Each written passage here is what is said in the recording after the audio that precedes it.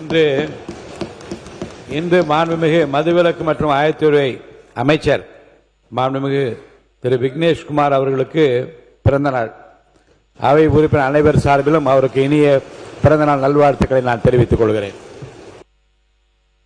உறுப்பினர் ஏ வேலு அவர்கள். மாண்புமிகு பேரவைத் தலைவரே, நேற்றைய தினம் இந்த மாமன்றத்திலே கடந்த 5 ஆண்டுகளாக நாட்டிலேயே தலித்துகளுக்கு எதிராக அதிக கொடுமைகள் நடந்த மாநிலம் தமிழ்நாடு தான் என தமிழ்நாடுடைய சட்டமன்றத்தில் நேற்று மாண்புமிகு நம்முடைய பொதுப்பணித்துறை அமைச்சர் அவர்கள் ஒரு கருத்தை இங்கே பதிவு செய்திருக்கிறார்கள். National crime record bureau, ministry of the home affairs, இதுதான் இந்தியாவிலேயே எந்தெந்த மாநிலத்தில் சொல்ற ஒரு ஆதாரம். காலை உங்களுடைய அறையிலே காட்டியிருக்கிறேன். ஆக அவர் சொன்னது முற்றிலும் புறம்பானது, தவறானது. உண்மையான தரவு என்னன்னு சொன்னீங்கன்னாக்கா, உத்தரப்பிரதேசம் இதுல முதலிடத்தில் இருக்கிறது, ராஜஸ்தான் 2ஆம் இடத்தில் இருக்குது, மத்திய பிரதேசம் 3ஆம் இடத்தில் இருக்குது, பீகார் 4ஆம் இடத்தில் இருக்குது, மகாராஷ்டிரா 5ஆம் இடத்தில் இருக்குது. உதாரணம் சொல்லணும்னா, உத்தரப்பிரதேசத்தில் 5 ஆண்டுகளில் 71,000 வழக்குகள் பதிவாயிருக்கு, அதனால முதலிடத்தில் அது இருக்குது. ஆனால் தமிழ்நாட்டை பொறுத்தளவு 110 வழக்குகள் தான் பதிவாயிருக்கிறது. அதனால அதனுடைய ரெக்கார்டில் என்ன இருக்குன்னு கேட்டா, தமிழ்நாடு எஸ்சியை பொறுத்தளவுக்கு ஷெட்யூல் ஆஃப் கேஸ்ட்ல பதிவு செய்யப்பட்டதுல 10ஆம் இடத்தில் இருக்கு. மலைவாழ் மக்களை பொறுத்தளவுக்கு 15ஆம் இடத்தில் தான் இருக்குது. ஆக எங்களுடைய ஆட்சியில கட்டுப்படுத்தி இருக்கிறோம். வழக்கு பதிவு செய்து அந்த அளவுக்கு லாண்டாடு நல்லா இருந்தால்தான் ஒன்றிய அரசாங்கத்துடைய இது இருக்குது. ஏற்கனவே இப்படி ஒரு பதவி இருக்கிறார். கிராமத்தில் ஒரு பழமொழி உண்டு, வாய் புளித்ததோ மாங்காய் புளித்ததோ அப்படி அடிச்சு விட்டு போயிடுவார். புதுத்துறை அமைச்சர் இருக்கிறாரு, அது மட்டும் ஒரு தவறான செய்தி. மாண்பு சட்டத்துறை அமைச்சர். மாண்புமிகு பேரவைத் தலைவர் நேற்று அவர் அவருடைய டேட்டாவை கொடுத்து முடிச்சிட்டார். ஏதோ சொன்னார் எல்லா வழக்குகளும் வழக்கெல்லாம் பதிவு செய்யப்படவில்லை.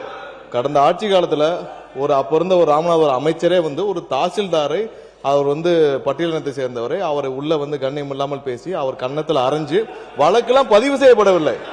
எங்கேயுமே